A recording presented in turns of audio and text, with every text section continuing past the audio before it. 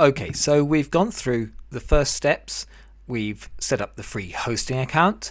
We've put a domain name associated with it and activated the control panel via the email that we received. And so I'm just going to log into that control panel and take you through a few little actions so that we can begin to experiment and just look around a little. So first, let's log into the control panel. And there you can see there's Cloud Dashboard, Manage Websites, Add New Websites, that's not relevant to us, and some other options.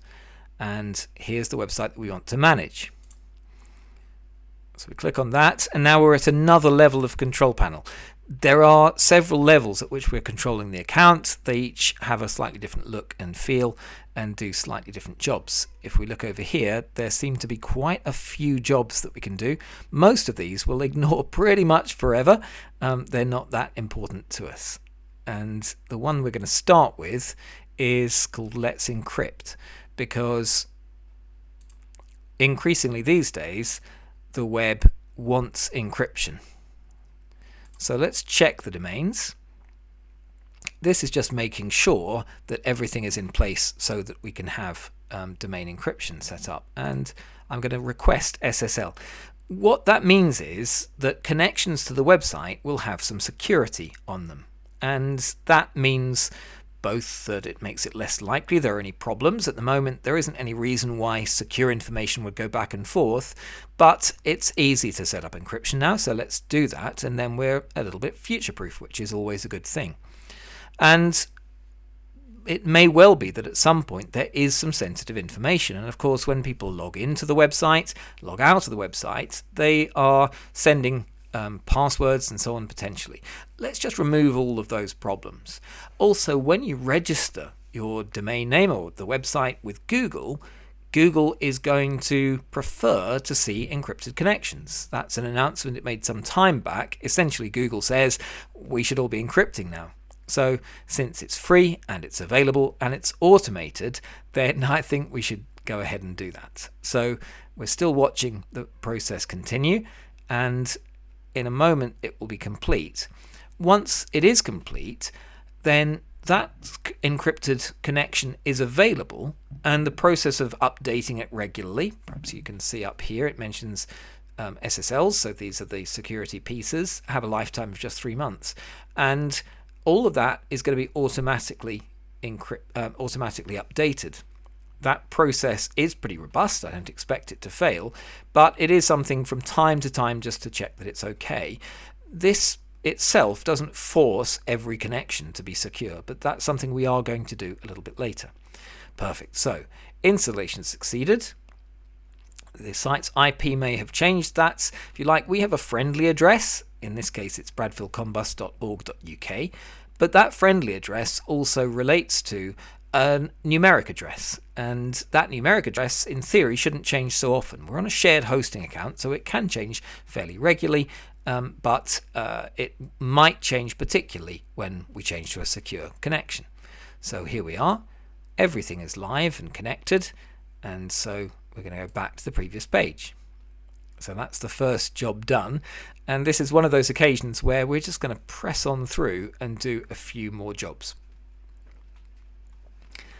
So just to note in passing, website migrations and transfer of sites, if you have an existing domain, and plenty of churches have something which is kind of half set up, then TSO host very kindly will handle that migration, which is great because it's quite complicated. There are very many different hosts out there. TSO hosts have a fantastic database of information and technical team, and they will help to move everything from your old website to your new website if that's what you want. In many cases, you might just want to start over, and most of this podcast series, I'm going to assume that you're starting over. So what's the next thing to do? Well, I'd like to see our first web page, and I'm just hungry for that to happen. So what do we want to do?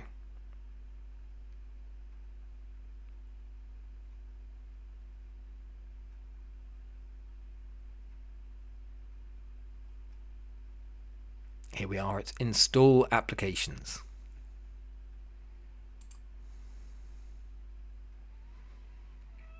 For a moment there I forgot what I was doing, and this is all kind of live, and so that bit might get edited out or it might not. In fact, the fact I'm talking about editing now means it's probably going to stay there.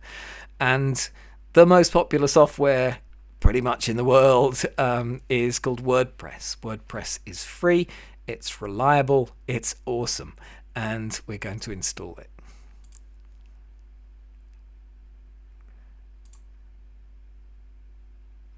And we're going to install it right on the home directory.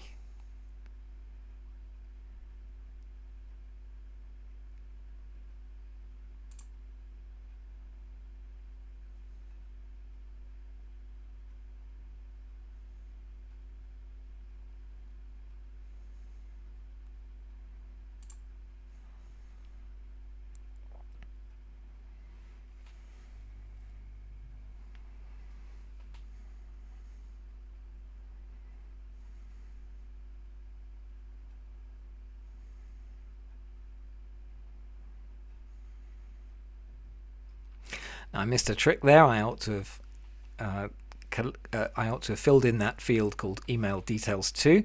That would have been a smart idea, because then if something goes wrong, there's an email somewhere with all of the details about how to get back here and how to log in and so on.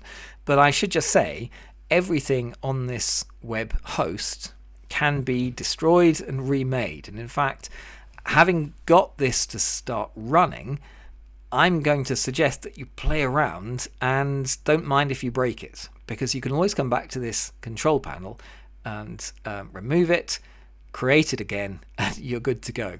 And I think there's no better way to play than when you're not worried about breaking things. As we move forward, we'll try not to do that, and so we're going to get back to the start point if you like, but for the very beginning, I just want you to feel you can do what you like and it doesn't matter if it goes wrong, because you can always come back here and remove what you've done and start right over again. And there's another kind of cautionary note there that you might be thinking about, which is, what if you do real work? What happens if you break the website? Well, part of the good news about WordPress is so many people use WordPress that there are plenty of people out there who can help, and chances are, if you reach out within your community, certainly if you reach out to me and to the communities that I'm part of, you can usually find someone to help you. WordPress is well structured. It's what's called a content management system, and it uses a database. So there are files, but most of the important stuff is in a database. And so that means that even if all kinds of things break, the core data is still available. The process of getting it back could be tricky. When we go and do this for real, we're going to be doing a number of steps that are precautionary. So we'll be making sure we're taking backups, and we'll be taking actions in a way that make it less likely that we'll have a problem in the future. But realistically, there's always a chance something goes wrong, and it's good to know that with WordPress, the community behind it is enormous. The skills are all over the place. Now, here we are.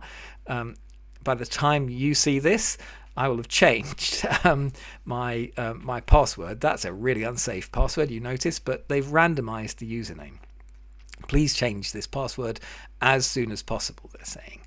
And so let's go.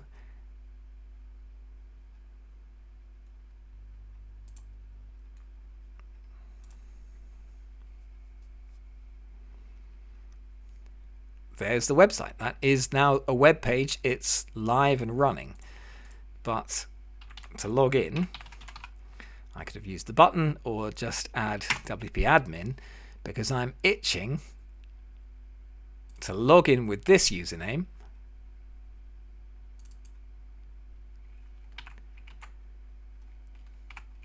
Whoops, which doesn't need those quotes on it. And this password, which I'll be changing really quickly. New install. Not very secure, right?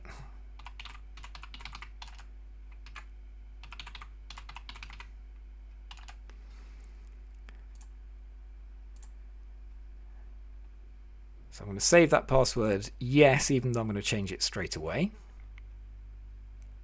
And here we are in the back end of a website. Now, all of this is confusing. You have no idea what's going on, and but don't panic, because if we break things, everything will very quickly be fine again. So let's clear those notifications, and I do want to change my password straight away. So here I am in that user account.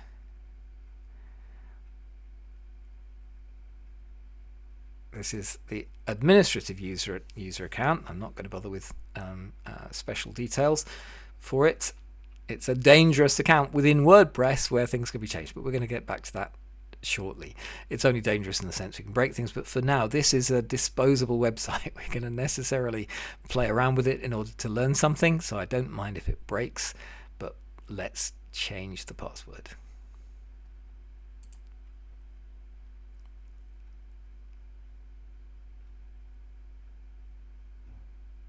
Okay, so I'm not going to use that password. I'm going to use one that I'm just inventing now. Oops, let's try again.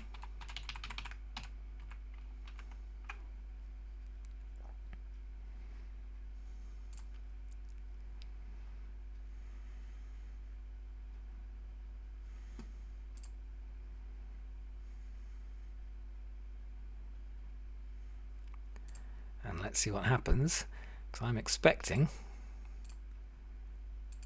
it's got the old wrong password.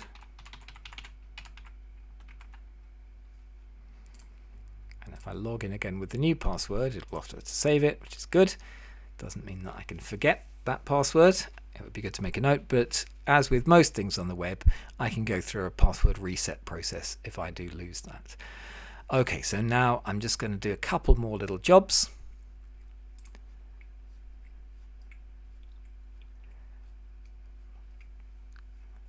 We're going to respond to this little insistent reminder to update now. A new version of WordPress is available, so yep, yes please, we'll have that. WordPress is being updated continually. It has a huge community behind it, and it's one of the most used tools on the web to create free and seriously not free, very large scale websites. Very robust and reliable with a huge community. That also means that it's always being updated. And generally speaking, it's a good idea to keep the whole system updated. We'll learn more later on about the different components of a WordPress website, but at the moment I just want to play around a little bit and show you how to play around, and just, I'm not going to say you can't do any harm to this website.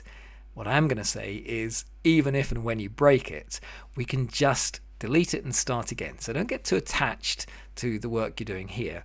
The whole point of what we're doing is we're doing something disposable that we can undo, redo, start all over again. So it's going through that upgrade process, and there we are. Welcome to the new version. It's telling us lots of exciting things about what's changed.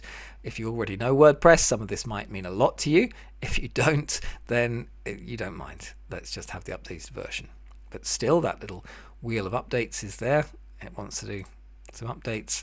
Let's just say yes to everything. Again, I'm not going to worry too much about what those things are.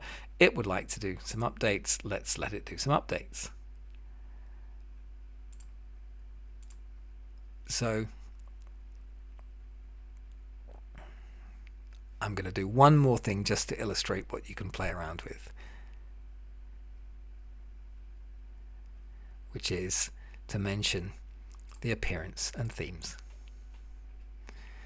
By default, there are a number of themes installed, and just for fun, I'm just going to activate a different theme. And that's going to change the look of the website completely. Let's visit the site. And there it is. Same site, same information, completely different look. And we can do that to our heart's content. Change themes, mess around. This is now your website, and at the moment it's also your playground. So do whatever you like. Change the theme and follow through the helps. I'm going to be giving you some further information through the podcast series, but also do follow through the links and the helpers that you get simply with out-of-the-box WordPress, and just play around. Like I keep saying, it doesn't matter when you break it. Bye.